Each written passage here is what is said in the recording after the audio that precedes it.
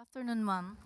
Itatanong ko lang kung meron kayong receive info or meron kayong update doon sa flash floods o flooding pala sa Kerr County sa Texas. May mga Pilipino bang affected doon? Sa ngayon po, ang balita po sa atin ng Philippine Consul General, wala pong Pilipinong naapektuhan. Pero patuloy po ang konsulado natin na nakikipag-ugnayan po sa Filipino community, at kung meron po silang pangangailangan ay tumawag lamang po sila at humingi ng tulong sa ating gobyerno.